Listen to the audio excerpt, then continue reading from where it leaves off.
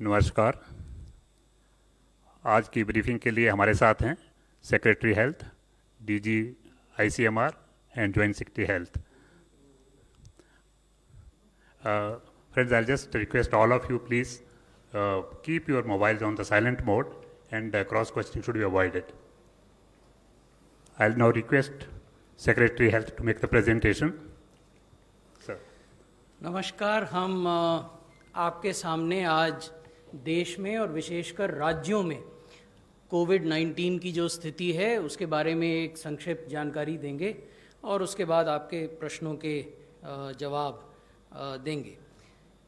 इस सप्ताह की जो 5 मुख्य बातें हैं वो ये हैं कि अब तक हमने देश में 4 करोड़ 50 लाख से अधिक टेस्ट कंडक्ट कर लिए हैं। विश्व में अब केवल एक ही देश है जिसने कि हमसे ज़्यादा क्यूमुलेटिव टेस्ट्स किए हैं। पिछले 24 घंटों में 11 लाख से ज़्यादा टेस्ट देश में किए गए। 11,72,000 टेस्ट पिछले 24 घंटे में हुए। ये अपने आप में एक रिकॉर्ड है। रिकवर्ड पेशेंट्स जो हैं, जो लोग ठीक हो गए और भले चंगे हो गए, उनकी संख्या अब 29 लाख से भी अधिक हो गई है। 29,70,000 के लगभग पेशेंट्स हैं जो रिकवर हुए हैं और देश में सिंगल डे की हाईएस्ट रिकवरी कल रिकॉर्ड की गई, जबकि 68,584 व्यक्ति रिकवर हुए और गाइडलाइन इशू की गई हैं अनलॉक 4 की गृह मंत्रालय द्वारा। उसके बारे में भी इस प्रेजेंटेशन में हम आपको बताएंगे। जब हमने अप्रैल माह में आपसे बातें की थी, उस समय जो हमारी टेस्टिंग का नंबर था वो लगभग 10,000 हुआ करता था। मई में वो बढ़कर 10 लाख हुआ, 10 जून में बढ़कर 50 लाख हो गया और आज जब हम आपसे बात कर रहे हैं तो देश में 4 करोड़ 50 लाख से ज़्यादा टेस्ट किए जा चुके हैं। और जैसा मैंने निवेदन किया कि पिछले 24 घंटों में 11,72,180 के लगभग टेस्ट किए गए हैं।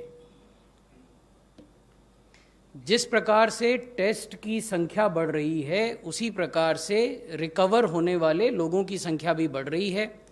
मई में 50,000 थे, जून में 1 लाख हुए, 19 अगस्त को 20 लाख हुए और आज जब हम आपसे बात कर रहे हैं उस समय ये संख्या 29,70,000 से अधिक हो गई है। ये जो मैं आपको अभी निवेदन कर रहा था कि रिकवर्ड केसेस 29,70,492 हैं और जो एक्टिव केसेस हैं, यानी जो केसेस अस्पताल में हैं या घरों में हैं, होम आइसोलेशन में अंडर मेडिकल मॉनिटरिंग, वो 8,15,538 हैं। इसका अर्थ ये हुआ कि जो रिकवर्ड केसेस हैं वो 3.5 गुना से ज़्यादा हैं एक्टिव केसेस के। आज भी जबकि इन्फेक्शन बढ़ रहा है उसके बावजूद जो पर मिलियन केसेस की संख्या है हमारे देश में वो विश्व के अन्य देशों की तुलना में काफ़ी कम है। हमारे यहाँ 2,792 केस प्रति मिलियन हैं, जबकि आप ब्राज़ील में देखें तो 18,800 प्रति मिलियन हैं, यूएसए में 18,900 हैं, अन्य देशों में भी वो काफ़ी बड़ी तादाद में है। विश्व का अगर एवरेज देखें तो 3,359 केस प्रति मिलियन विश्व में हैं। उसी प्रकार अगर आप मृत्यु को देखें, डेथ पर मिलियन पॉपुलेशन, तो ये भी भारत में विश्व की तुलना में काफ़ी कम है। हमारे यहाँ 49 डेथ्स पर मिलियन पॉपुलेशन है, जबकि विश्व का जो औसत है वो 111 है। अन्य देशों में ये 500-600 पर मिलियन पॉपुलेशन भी हैं। अब राज्यों की स्थिति के बारे में बात करते हैं। देश में 5 राज्य ऐसे हैं जहां की 62% एक्टिव केसेस का इन 5 राज्यों में है। और एक्टिव केस जब हम आपको कहते हैं तो ये 8,15,538 हैं, जैसा मैंने पहले निवेदन किया। तो 8,15,000 जो एक्टिव केस हैं उनके लगभग 25% केस केवल एक राज्य में हैं, महाराष्ट्र में, और लगभग 12.5% केस आंध्र प्रदेश में हैं, लगभग 12% केस कर्नाटक में हैं, लगभग 7% केस उत्तर प्रदेश में हैं और लगभग 6.5% केस तमिलनाडु में हैं। तो इस प्रकार 5 राज्य मिलकर देश के कुल एक्टिव केसेस का 62% इन 5 राज्यों में है और बाकी राज्यों में लगभग 37.5% एक्टिव केस हैं। अब अगर इन राज्यों में, जिनका मैंने अभी जिक्र किया 5 राज्यों का, उनमें पिछले 3 हफ्तों में देखें क्या हो रहा है, क्योंकि ये कहना कि यहाँ एक्टिव केसेस के अधिकांश इन्हीं राज्यों में हैं, वो एक पहलू है तस्वीर का, लेकिन उस तस्वीर का एक दूसरा पहलू भी है जो हम इस स्लाइड में आपको दिखा रहे हैं। अगर आप आंध्र प्रदेश देखें तो आप देखेंगे कि 13 अगस्त से लेकर 19 अगस्त के सप्ताह में जितने वहाँ केसेस थे, एक्टिव केसेस, उनकी तुलना में आज जब हम आपसे बात कर रहे हैं तो एक्टिव केसेस में गिरावट हुई है। लगभग 13.5% की गिरावट एक्टिव केसेस में है week on week Andhra Pradesh में। उसी प्रकार अगर हम कर्नाटक को देखें तो वहाँ भी पिछले 3 हफ्ते के केसेस में लगभग 16% की गिरावट हुई है। महाराष्ट्र में पिछले 3 हफ्तों में लगभग 6.5% या 7% कहिए, 6.8% की डिक्रीज हुई है। तमिलनाडु में लगभग 24% की डिक्रीज हुई है और उत्तर प्रदेश में लगभग 17% की डिक्रीज एक्टिव केसेस में हुई है। तो तस्वीर का एक पहलू ये है कि अधिक जनसंख्या की वजह से केसेस का बढ़ना जारी है, लेकिन अगर आप साप्ताहिक इंक्रीज को कंपेयर करें तो आप ये देखेंगे कि वो 5 राज्य जहां देश के सबसे ज़्यादा एक्टिव केसेस हैं, वहां सप्ताह दर सप्ताह केसेस में गिरावट भी हो रही है। ये एक महत्वपूर्ण तथ्य है जिसको कि हम स्वास्थ्य मंत्रालय में ट्रैक करते हैं और इसको हम average daily active case trajectory कहते हैं। इसका अर्थ ये हुआ कि एक्टिव केसेस को आप प्रतिदिन कितने हो रहे हैं उस हिसाब से ट्रैक कर सकते हैं, हर सप्ताह कितने हो रहे हैं और उससे औसत प्रतिदिन कितना निकलता है वो भी ट्रैक कर सकते हैं, और क्यूमुलेटिवली यानी प्रारंभ से लेकर आज तक उन राज्यों में कितने केस हुए वो भी आप ट्रैक कर सकते हैं। तो स्वास्थ्य मंत्रालय में ये तीनों प्रकार की ट्रैकिंग की जाती है और उसको राज्यों से साझा किया जाता है ताकि राज्य अपनी जो स्ट्रैटेजी है, जो रणनीति है इस पेंडेमिक से, इस वैश्विक महामारी से लड़ने की, उसको और रिफाइन कर सकें और परिष्कृत कर सकें। 5 राज्य हैं जहां देश के कुल कोविड से होने वाली मृत्यु का 70% मृत्यु होती हैं। महाराष्ट्र में देश की कुल मृत्यु का 37.39% हो रहा है, तमिलनाडु में 11.16, कर्नाटक में 8.83, दिल्ली में 6.65, आंध्र प्रदेश में 6.12, और जो अवशेष लगभग 30% मृत्यु हैं वो देश के अन्य जिलों में हो रही हैं। लेकिन ये भी, जैसा मैंने आपको बताया, ये तस्वीर का एक पहलू है एब्सोल्यूट नंबर्स के आधार पर। If we look at the total number of deaths caused by COVID-19 in the country, then these 5 states account for 70% of total deaths, but that is the accumulated number. However, if we track deaths in these states across weeks, at least last 3 weeks, then a different picture emerges and that we will share with you. ये है औसत प्रतिदिन की case fatality trajectory जो कि पिछले 3 सप्ताह के आधार पर इन 5 राज्यों में हमने प्लॉट की है। आप इसमें देखेंगे कि 5 में से केवल 2 राज्य ऐसे हैं जहां की साप्ताहिक ट्रेजेक्ट्री में वृद्धि हो रही है। There is a increase in case fatality trajectory which is here tracked on a weekly basis in 2 states only, and these 2 states are Karnataka and Delhi. But we will come to that. Andhra से अगर प्रारंभ करें तो आंध्र प्रदेश में पिछले 3 महीने के आंकड़े हमने आपको डेली केस फर्टिलिटी के, एवरेज डेली केस फर्टिलिटी के दिखाए हैं। वहाँ 4.5% की डिक्रीज़ है, वो कमी आ रही है वहाँ डेथ में।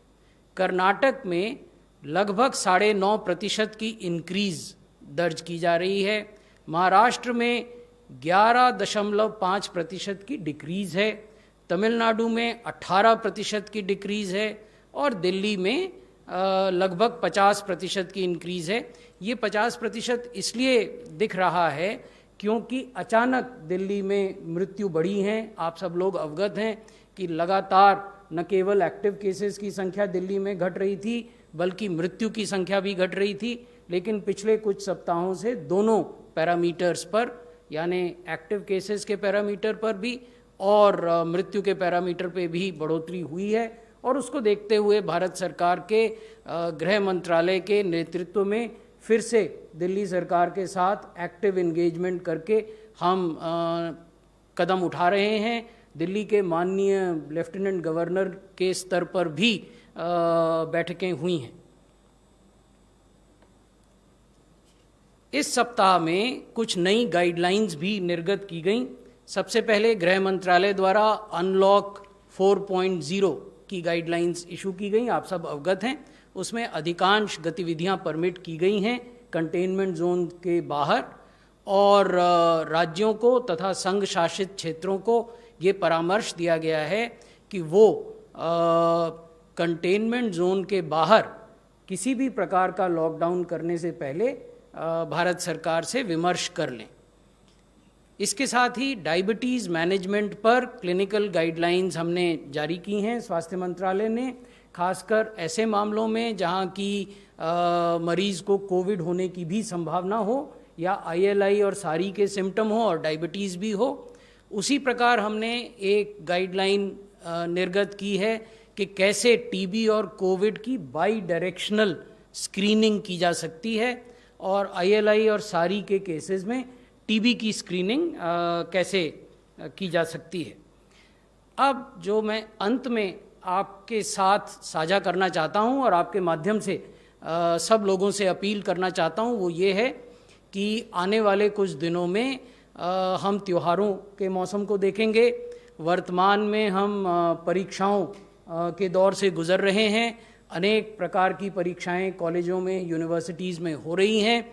इस सब परिप्रेक्ष्य में ये जरूरी है कि समुदाय के स्तर पर, समाज के स्तर पर कोविड एप्रोप्रिएट बिहेवियर को न केवल अपनाया जाए बल्कि उसको पूरे जोर शोर से प्रचारित भी किया जाए। हम अपने अगल बगल में भी लोगों को समझाएं, अपने गली मोहल्ले, आस पड़ोस, अपने परिवार के भीतर, अपने वर्क प्लेसेस में ये बताएं कि कोविड एप्रोप्रिएट बिहेवियर को अपनाना अत्यंत आवश्यक है। तो कोविड एप्रोप्रिएट बिहेवियर क्या है? हम 2 गज की दूरी बना के रखें। जब तक कोई वैक्सीन नहीं आती तब तक सोशल डिस्टेंसिंग ही सोशल वैक्सीन है।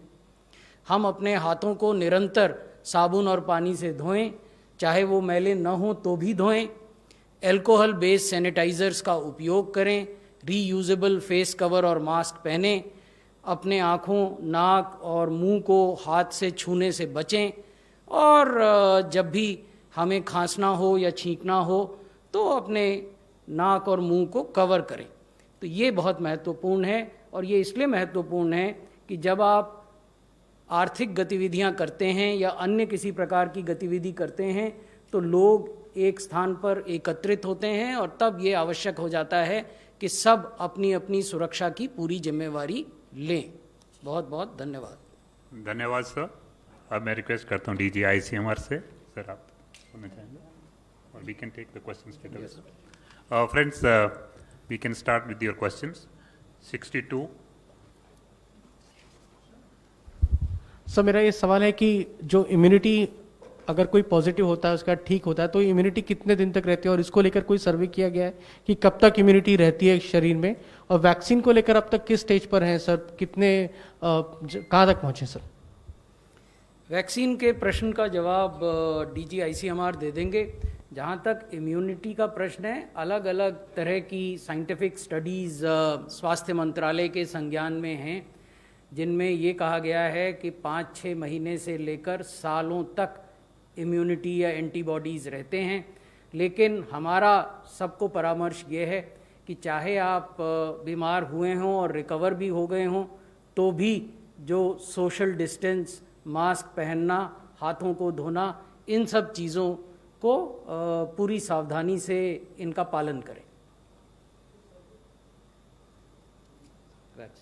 I think I will agree with what the Secretary has said. It's important for the first question, important to remember that this is a new disease. It is only 7-8 months old disease, so we do not know how long the immunity will persist. It is being studied, as said, in several studies across the world, not only in India, but across the world, and looking at how long the antibodies persist. One point to remember is that for respiratory viruses, whether it's influenza or flu, if you look at the historically, the flu vaccination is given every year. The influenza vaccination is given every year because the immunity does not last for or lasts up to a year. So that is the point about the immunity. For this virus, we are looking at it, and several studies are ongoing, not only in India but across the world. 26.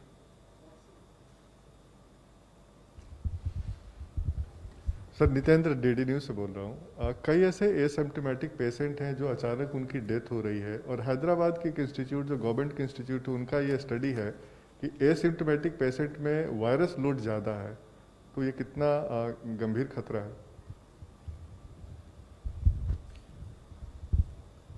ये it is well known that asymptomatic patients do not, those who are, supposing I am in contact with someone today and I am asymptomatic for 5-6 days and then I get the disease. During that time I will not be transmitting the virus for 3-4 days. But once I get the disease, then I will be transmitting the virus when I become more symptomatic.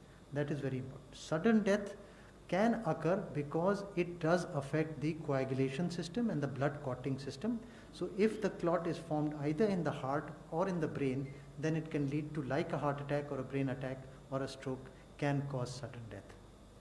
6. So my question is about masks. So there is a lot of action going on mask, police action going on. I wanted a clarification on two things. Is it essential for one person driving a vehicle alone to wear a mask? Is it essential for a person who's outdoors exercising, jogging, running to wear a mask? These two clarifications, sir. स्वास्थ्य मंत्रालय ने जो दिशा निर्देश जारी किए हैं उनमें अगर आप अकेले किसी कार को बैठकर चला रहे हैं तो आपको मास्क पहनना है, इस आशय का कोई दिशा निर्देश नहीं है। ये आपके पहले प्रश्न का जवाब है। दूसरे प्रश्न के जवाब में मैं थोड़ा विस्तार से आपको बताना चाहूँगा। इधर हाल के दिनों में आपने देखा होगा कि लोगों में फिज़िकल एक्टिविटी के प्रति जागरूकता कुछ ज़्यादा बढ़ी है, और आपने ये भी देखा होगा कि लोग ग्रुप्स में 2-2, 3-3 के समूह में साइकिलिंग करते हैं, जॉगिंग करते हैं। तो जहाँ इस तरह की बातें हो रही हैं वहाँ मास्क पहनना चाहिए, क्योंकि वहाँ आप सामाजिक दूरी का पालन करें और एक दूसरे को इन्फेक्ट न करें, ये बहुत ज़रूरी है। अगर आप अकेले साइकिल चला रहे हैं तो मास्क पहनने संबंधी कोई दिशा निर्देश स्वास्थ्य मंत्रालय ने जारी नहीं किया है। सर एक ऑनलाइन क्वेश्चन है, when daily positive numbers are increasing, why is the government opening up different activities under the unlock system? Daily positive numbers are increasing, there is no doubt about it, but then these numbers have to be seen in the context of the total population of India. We are the second most populous country in the world. We are conducting on an average 9.5 lakh tests every day, which was not happening at least a month and a half ago. Yesterday, in the last 24 hours, we conducted 11,70,000 tests. And what is interesting to note is that in that 11,70,000 tests, the positivity remained 7.20. So that is also important. Now coming to the question, why are we opening? You see, the government has adopted a graded approach to unlock and to open up various economic activities. It is not as if suddenly everything has been opened up. So there is a graded approach to opening. And prior to graded opening of economic activities in the country, the government has also ensured that all prerequisites are in place. What are these prerequisites? We have ensured that the testing capacity in the country is adequate. We have now created a testing capacity where you can do 11 lakh tests or more in a day. Government has ensured that there are clear-cut guidelines of standard clinical treatment protocol. This is also an important prerequisite. We have also ensured that the hospital infrastructure is enhanced. There are adequate number of ICU beds. There are adequate number of isolation beds. There are adequate number of oxygen beds. So this is also part of the prerequisite. So testing, hospital facility, clinical protocol, all these things have been firmed up, have been shared with the states, and only then the government has gone in for a graded opening of economy. At the end of the day, the government firmly believes that while lives are important, livelihoods are equally important. ये क्योंकि महत्वपूर्ण प्रश्न है तो इसलिए मैं इसको हिंदी में भी समझाना चाहूँगा। केंद्र सरकार की जो अप्रोच रही है ओपनिंग के प्रति वो एक ग्रेडेड अप्रोच रही है और ग्रेडेड अप्रोच के तहत ही देश के विभिन्न आर्थिक गतिविधियों को खोला गया है समय समय पर, एक साथ नहीं। इस ग्रेडेड अप्रोच के तहत सबसे पहले केंद्र सरकार ने राज्य सरकारों के साथ मिलकर ये सुनिश्चित किया है कि देश के हर हिस्से में टेस्टिंग कैपेसिटीज़ पर्याप्त मात्रा में क्रिएट हो जाएं। आज हमारे पास 11 लाख से अधिक टेस्ट प्रतिदिन करने की क्षमता है। केंद्र सरकार ने ये भी सुनिश्चित किया है कि जो अस्पतालों का इंफ्रास्ट्रक्चर है, चाहे आइसोलेशन बेड्स हों या ऑक्सीजन युक्त बेड हों या क्रिटिकल केयर ICU बेड्स हों, उनकी भी पर्याप्त व्यवस्था हो जाए। केंद्र सरकार ने ये भी सुनिश्चित किया है कि मरीजों को किस प्रकार से क्वालिटी ऑफ केयर या स्टैंडर्ड ऑफ केयर दिया जाएगा, उसका एक स्टैंडर्ड क्लिनिकल ट्रीटमेंट प्रोटोकॉल हो। ये सब चीज़ें सुनिश्चित करने के बाद ही ग्रेडेड तरीके से ओपनिंग की गई है। तो ये ध्यान में रखने की बात है। हमारा ये मानना है स्वास्थ्य मंत्रालय में और केंद्र सरकार में कि जीवन महत्वपूर्ण है लेकिन जीविका भी उतनी ही महत्वपूर्ण है। धन्यवाद sir. Number 11। My first question is to the Secretary of Health. Sir, I my think question only is, one question, please. Address one question. There's a large number of persons here. Sir, if we look at the data of the way and the number of tests that are being conducted, if we look at the overall data, until 2 months ago, 98% of our tests were RT-PCR tests. But now if we put these figures together, 56% of the tests are RT-PCR tests, while 44% are antigen tests. So at a time when we are increasing higher and higher number of new cases, why are we not using the gold standard, the RT-PCR tests more? Why are they decreasing from 98%? It's down to 56% now. Thank you, sir. I will give you some preliminary information and then Dr. Bhargav can supplement me. One, it depends on which are the months that you are using to compare. For example, and at times, the choice of months tends to color the narrative. I am being blunt about it. There was a particular period in the country when no rapid antigen test was available. So if you are using data of say March and testing data of March or April and comparing it with testing data of August, then obviously you will find an acute difference. Because RT-PCR test was available in March and April, rapid antigen test was not available in March and April. So that is one thing we must, guard ourselves while analyzing these issues. The second important thing is that there is no uniform picture across the country. Let me give you a concrete example. Take Tamil Nadu. In Tamil Nadu, 90% of tests even today are RT-PCR tests. In fact, maybe more than 90%, I am subject to correction, in Tamil Nadu. There are other states where the RT-PCR testing capacity and the TrueNat and CBNat testing capacity is limited. So therefore, in those states, if you have a containment zone or a buffer zone, as a public health manager, what do? You cannot be satisfied with limited testing. ICMR's guidelines clearly lay down that rapid antigen tests are ideal screening tests for densely populated areas, for containment zones, and for buffer zones. So why not use them there? So that is also happening. However, I do admit that there are states where the optimal capacity of RT-PCR of late is not being utilized. We have in the health ministry drawn the attention of those states to the fact that they do have an installed capacity of conducting X number of tests, RT-PCR, and they are doing less than X, so they need to scale up their RT-PCR testing. Dr. Bhargav, would you want to supplement me? I think you have said everything. Only one point that I'd like to add is that the rapid antigen tests have been used in India, and that has also has been lauded by the WHO as well, that this is how well they have been utilized in a calibrated manner and distributive manner, as you have already mentioned. Number 60.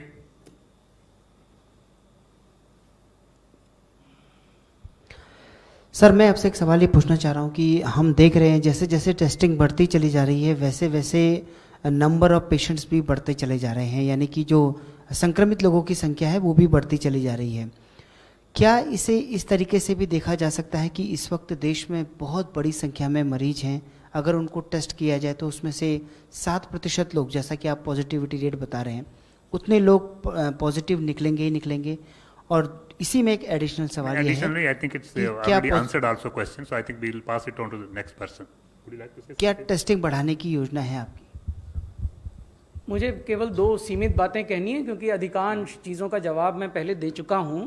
पहला तथ्य जो मैं आपके संज्ञान में लाना चाहता हूँ वो ये है कि जैसा मैंने कहा कि हम किसी भी पैरामीटर को, चाहे वो मोर्टेलिटी हो, पॉजिटिविटी हो, एक्टिव केस हो, उनको क्यूमुलेटिव आधार पर भी ट्रैक करते हैं, उनको वीकली साप्ताहिक आधार पर भी ट्रैक करते हैं, और उनको प्रतिदिन दैनिक आधार पर भी ट्रैक करते हैं।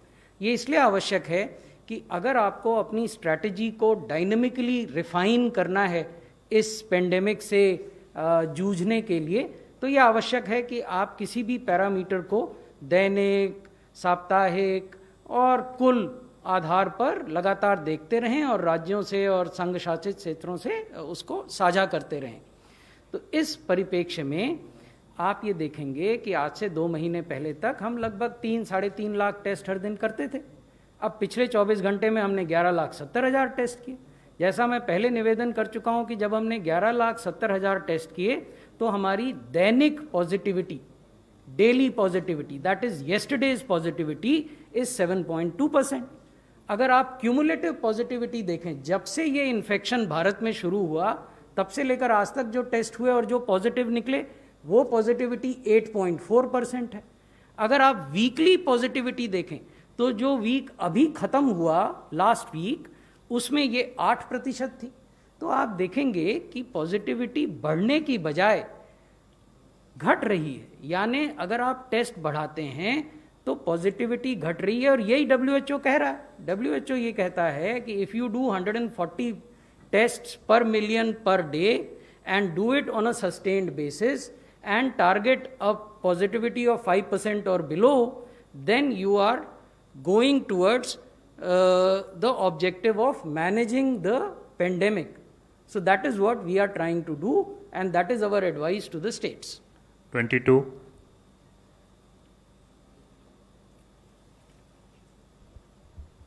सर मैं पवन हूँ, दैनिक भास्कर से इधर। सर ये जो डेली आप लोग जो फिगर देते हैं कि 70,000 या 68,000 लोग रिकवर हो गए, उसमें सर कहीं ये मेंशन नहीं होता कि कितने लोग हॉस्पिटल में हैं और कितने लोग होम आइसोलेशन में हैं। मेरे पास 3-4 एग्जांपल्स हैं, मैंने कुछ पेशेंट से बात किया है, उनके पास कोई फ़ोन नहीं आता है। अगर 7वें या 10वें दिन वो हॉस्पिटल में एडमिट नहीं होते हैं तो उनको एज्यूम कर लिया जाता है कि वो ठीक हो गए हैं। सॉरी, बिकॉज अगर आपने कॉन्टैक्ट किया होगा 5 या 7 लोगों को कांटेक्ट किया होगा, यहाँ लाखों की बात हो रही है सर। नहीं, मैं तो फिगर पूछ रहा हूँ सर, जो डेली फिगर देते हैं अगर उसमें ये मेंशन है कितने हॉस्पिटल में थे और कितने घर पे थे। जानकारी हम आपको अलग से दे देंगे, ये जानकारी हमारे पास रहती है, हम ट्रैक करते हैं। आपके पास है? Yeah. जी। ठीक। Number 20.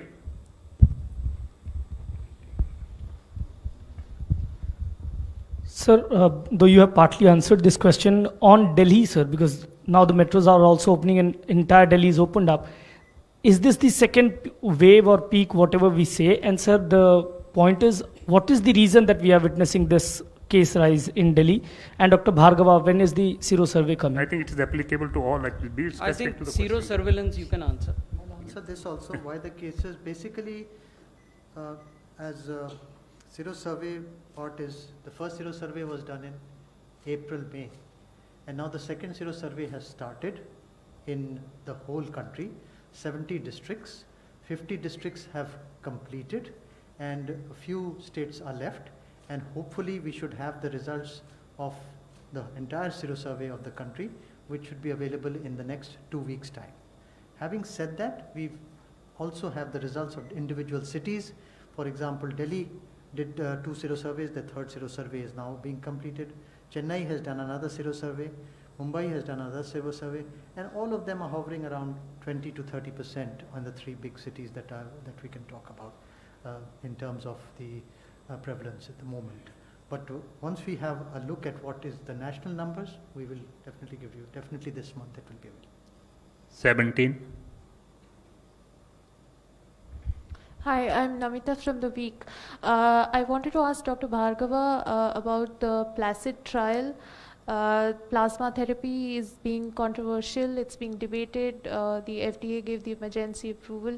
So what is your understanding? Does it work? Does it not? Thank you. So the PLACID trial was a trial which was conducted, which is the world's largest trial, conducted on 450 patients, where 225 patients were given plasma and 225 were not given plasma with moderate disease. And we looked at whether there is progression to severe disease or mortality. The results, this was done in 39 hospitals across India, and they have looked at 28-day mortality, and the final results are being compiled and have been communicated, and hopefully we should have the results out in this week or early next week. 45.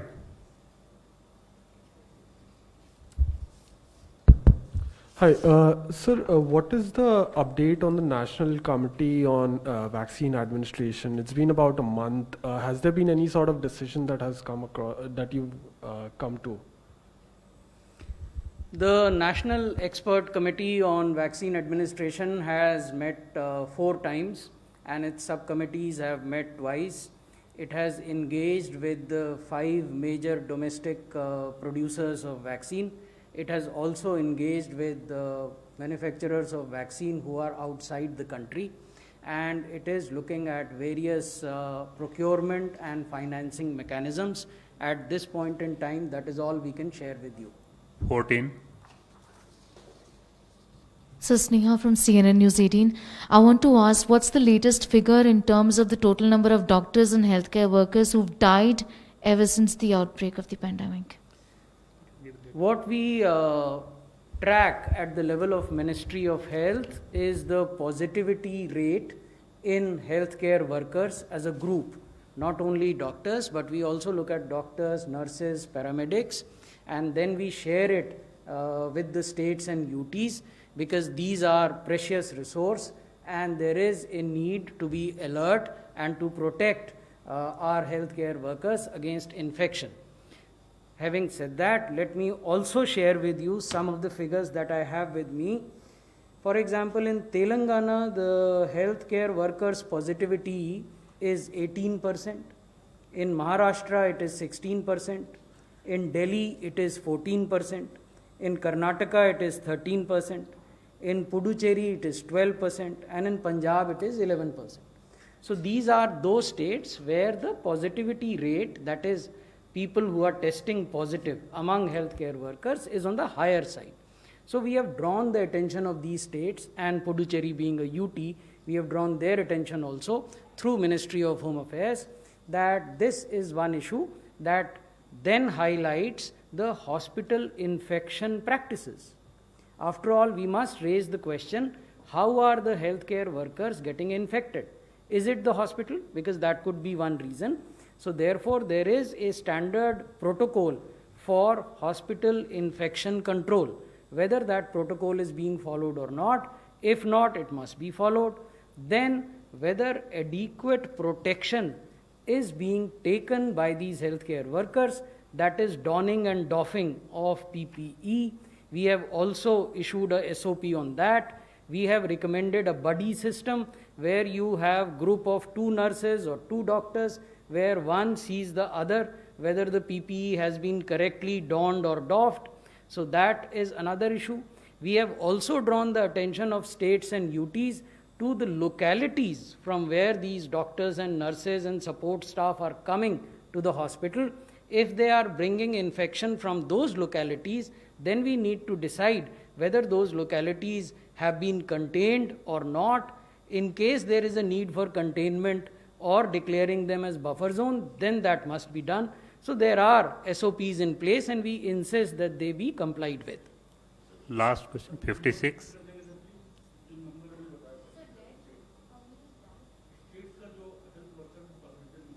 हम आपको अलग से बता देंगे, जिस समय बताया उस समय आप कहीं और आपका ध्यान था. I think instead of repeating this one, we'll give you the separate one. Last question, 56 already. Sir इधर ब्रह्म प्रकाश दुबे जी न्यूज़ से। सर मेरा सवाल दिल्ली को लेकर है कि दिल्ली में अचानक से केसेस का बढ़ना, क्या बीच में टेस्टिंग कम हुई, इसकी वजह से केसेस अचानक बढ़ने लगे हैं? और दूसरा, कितने राज्य हैं जो कोरोना मुक्त हो चुके हैं? ऐसे भी कोई राज्य हैं? दिल्ली के बारे में हम केवल ये आपको बताना चाहेंगे, हमने पहले भी निवेदन किया कि दिल्ली में एक्टिव केसेस की संख्या में बढ़ाव और मृत्यु की संख्या में बढ़ोतरी को देखते हुए केंद्र सरकार के गृह मंत्रालय के नेतृत्व में हम दिल्ली सरकार के साथ इंगेज कर रहे हैं। हमने संवाद उनसे किया है, क्या क्या गतिविधियां नहीं की जा सकती हैं उनके बारे में भी बात हुई है। माननीय उपराज्यपाल महोदय के स्तर पर भी हाल में ही एक बैठक हुई है जिसमें कि ICMR ने, all India institute of medical sciences new Delhi ने और मंत्रालय ने तथा नीति आयोग के सदस्य स्वास्थ्य ने भाग लिया था और हमने उन्हें कुछ स्पेसिफिक दिशा निर्देश दिए हैं। हम आशा करते हैं कि अगर उन दिशा निर्देशों का पालन पूरी प्रभावी तरीके से होगा जैसे पहले किया गया था, तो जरूर हम नए केसेस के नंबर पर भी और मृत्यु के नंबर पर भी नियंत्रण पा पाएंगे। धन्यवाद sir. Thank you friends, thank you very much.